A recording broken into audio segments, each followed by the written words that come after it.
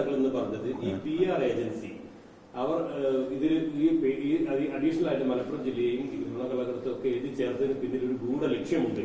അത് മലപ്പുറം ജില്ലയെ മാത്രമല്ല കേരളത്തെ ആകെ ഒരു ക്രിമിനൽ സ്റ്റേറ്റ് അല്ലെങ്കിൽ ക്രിമിനൽ ജില്ലയാക്കാനുള്ള ബോധപൂർവ്വ നീക്കമുണ്ട്. അതിലൊരു RSS ഉണ്ട്. അത് കേന്ദ്ര ഗവൺമെന്റിന്റെ അത്ര റിപ്പോർട്ട് പോകുന്നു. അതാണ് അവർ ഉന്നയിച്ച ആരോപണം. അല്ല, അത് ലീഗ് മനോഹരമായിട്ട് പറയല്ലോ. ലീഗ് പറയുമ്പോൾ അവരെ ന്യായമല്ലേ പറയുന്നത്. ലീഗുകാർക്ക് സമൂഹത്തെ ഈ അവസരം ഉപയോഗിച്ചിട്ട് ഒരു വർഗീയവൽക്കരണം, ലീഗെല്ലാം വർഗീയമായിട്ടാണ് ഇപ്പോൾ. മലപ്പുറം എന്നൊരു കേട്ടാൽ അപ്പോൾ വർഗീയം. മലപ്പുറം എന്ന് കേട്ടാൽ നല്ലൊരു സ്ഥലമല്ലേ. ഇവർ മാത്രം, ലീഗുകാർ മാത്രമല്ല മലപ്പുറത്തേര്, ഞങ്ങളും മലപ്പുറത്തേര് തന്നെയാ. ഞങ്ങളെയൊക്കെ ഒഴിവാക്കിയാൽ മതി. നമ്മളൊക്കെ മലപ്പുറത്തിലുണ്ടായതല്ലേ, മലപ്പുറത്ത് കൂടി നടന്നതല്ലേ, നമുക്കൊക്കെ നമ്മൾ ഈ നാട്ടിലുള്ള ആൾക്കാരല്ലേ. അതുകൊണ്ട് ലീഗിന് പതിച്ചു കൊടുത്തൊരു സ്ഥലമാണ് മലപ്പുറം.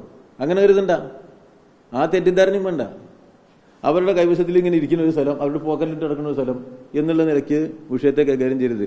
വിഷയത്തെ വസ്തുനിഷ്ഠമായി കൈകാര്യം ചെയ്യണം. ഒരു വസ്തുതയിൽ നമ്മുടെ സമൂഹത്തിൽ നടക്കുന്ന തെറ്റായ പ്രവണതകളുമായി ബന്ധപ്പെടുത്തിയ ചില വസ്തുതകൾ പുറത്തു വന്നാൽ അത് ഉടൻ തന്നെ അതിനെ വർഗീയമായൊരു വിശകലനത്തിൽ കാണാൻ പാടില്ല. അതാണ് ഇപ്പോൾ സംഭവിച്ചിരിക്കുന്നത്. മുസ്ലിം ലീഗിനെ സംബന്ധിച്ചിടത്തോളം, UDF-നെ സംബന്ധിച്ചിടത്തോളം വസ്തുതകളെ വർഗീയമായ വീക്ഷണകോണിൽ നിന്നുകൊണ്ട് വിശകലനം ചെയ്യുന്ന രീതി അവർ നടപ്പിലാക്കുകയാണ്. അതാണ് ഇപ്പോൾ ഇവിടെ കാണുന്നത്. അത് രാജ്യത്തിനും ഗുണം ചെയ്യില്ല, സമൂഹത്തിനും ഗുണം ചെയ്യില്ല. അത് നമ്മൾ മനസ്സിലാക്കി പോകണം. ഏത് കാര്യം വന്നാലും അതിനെ മലപ്പുറം നോക്കുക, എന്നിട്ട് അതിനെ വർഗീയം നോക്കുക. മലപ്പുറം ഒരു വർഗീയ സ്ഥലമല്ല, പിന്നെ ഇവരെന്തിനാ അതിനെ അങ്ങനെ ആക്കാൻ നടക്കുന്നത്? അത് ചെയ്യാൻ പാടില്ല. അത് സമൂഹത്തിന് ഗുണമല്ല.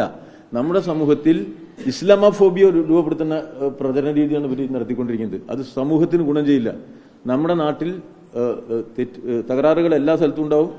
അത് പരിഹരിക്കപ്പെടുകയാണ് വേണ്ടത്. നിയമവിരുദ്ധമായ കാര്യങ്ങൾ നടക്കുന്നുണ്ടെങ്കിൽ ആ നിയമവിരുദ്ധമായ കാര്യങ്ങളിൽ നടപടിയെടുക്കുകയാണ് വേണ്ടത്. നിയമവിരുദ്ധമായ കാര്യങ്ങളെ ന്യായീകരിക്കാൻ പാടില്ല. അതാണ് ഗവൺമെന്റ് ഇവിടെ നിയമവിരുദ്ധമായ കാര്യങ്ങളിൽ കൃത്യമായ നടപടികൾ എടുത്തു പോകുന്നു. ആ നടപടികളെ നമ്മൾ മറ്റൊരു തരത്തിൽ വ്യാഖ്യാനിക്കേണ്ട.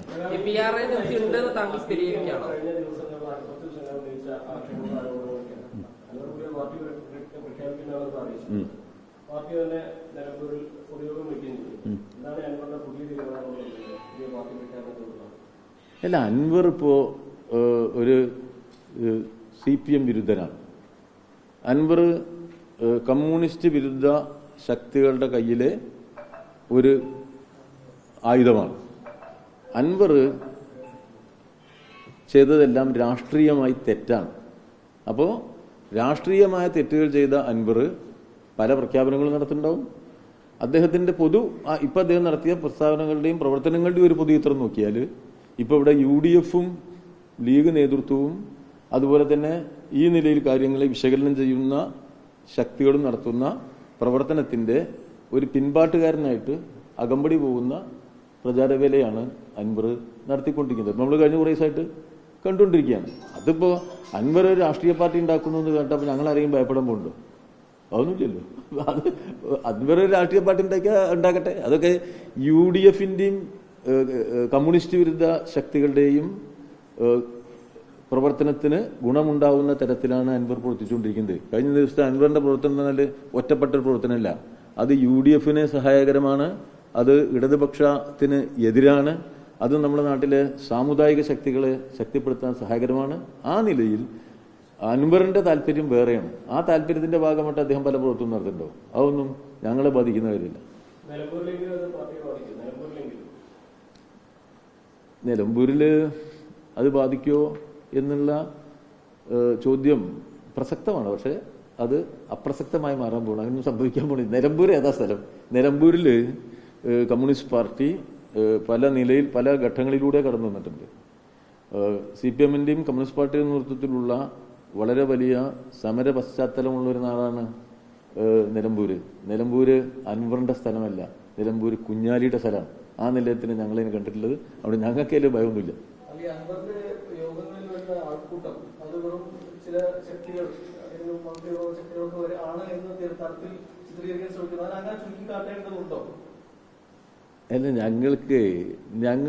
ഞങ്ങൾ ഭയപ്പെടേണ്ട ഒരാളല്ല അൻവർ. അത് നിങ്ങൾ ആദ്യം മനസ്സിലാക്കും. നിങ്ങൾ ഈ അൻവർ തന്നുണ്ട് ഞങ്ങളിന്ന് പേടിപ്പിച്ചേക്കാവും. അല്ല, നിങ്ങളെ ഉദ്ദേശം ഉണ്ടാവില്ല. എന്നാലും അതോ ഒന്ന് പേടിച്ചാലായിക്കോട്ടെ നിങ്ങൾ വിചാരിക്കുന്നു. നിങ്ങളെ ചോദ്യമൊക്കെ വളരെ വൃത്തി തന്നെയാണ്. പക്ഷേ ഈ കാര്യങ്ങളുടെ ഒരു ഇതിൽ കമ്മ്യൂണിസ്റ്റ് പാർട്ടിക്കൊന്നും നിലമ്പൂരിൽ ഞങ്ങൾ ഒരുപാട് ഘട്ടങ്ങൾ കടന്നു പോന്നിട്ടുള്ള ഒരു പാർട്ടിയാണ് നിലമ്പൂരിലെ കമ്മ്യൂണിസ്റ്റ് പാർട്ടി. കേരളത്തിലെ കമ്മ്യൂണിസ്റ്റ് പാർട്ടിന്റെ ഒരുപാട് അനുഭവങ്ങളുടെ പ്രസ്ഥാനമാണ്. ആ പ്രസ്ഥാനത്തിന് അതിന്റെ നിലപാടുകളാണ്, അതിന്റെ രാഷ്ട്രീയ കാഴ്ചപ്പാടുകളാണ്. CPIM-ന് അതിന്റെ പ്രവർത്തന രീതി, അതിന്റെ രാഷ്ട്രീയം, അതിന്റെ മുൻഗണനകൾ, അതിന്റെ അടിസ്ഥാനത്തിൽ പ്രവർത്തിക്കുന്ന ഒരു തൊഴിലാളി വർഗ പാർട്ടിയാണ്.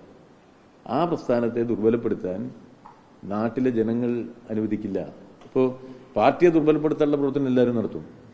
ഇപ്പോൾ ഒറ്റപ്പെട്ട് ഇങ്ങനെ തെന്നിത്തെറിഞ്ഞു പോകുന്ന അൻവർമാർ നടത്തും. പിന്നെ UDF, BJP, SDPI, അപ്പോൾ വിവിധങ്ങളായ പിന്നെ നമ്മുടെ ജമാഅത്തെ ഇസ്ലാമി, അങ്ങനെയുള്ള തീവ്രവർഗീയ സ്വഭാവമുള്ള പാർട്ടികൾ ചെയ്യും. UDF-നെ പോലെയുള്ള കേരളത്തിൻ്റെ പ്രതിലോമചേരി അവർ ചെയ്യും. പിന്നെ കമ്മ്യൂണിസ്റ്റ് പാർട്ടി ഒന്ന് ദുർബലപ്പെട്ടാൽ ഏറ്റവും കൂടുതൽ സന്തോഷിക്കണം എന്നാഗ്രഹിക്കുന്ന ചില കമ്മ്യൂണിസ്റ്റ് വിരുദ്ധ മാധ്യമങ്ങളുണ്ട്, അവർ കൂടുതൽ ചെയ്യും. ഇവരൊന്നും ഇപ്പോൾ ഇത് നിർത്തൂല, അതൊക്കെ തുടരും. അതൊക്കെ നമ്മുടെ സമൂഹം എങ്ങനെയാണ്, ഞങ്ങൾക്കെതിരായിട്ട് ജനാധിപത്യ സമൂഹത്തിൽ നമ്മൾ പ്രവർത്തിക്കില്ലേ?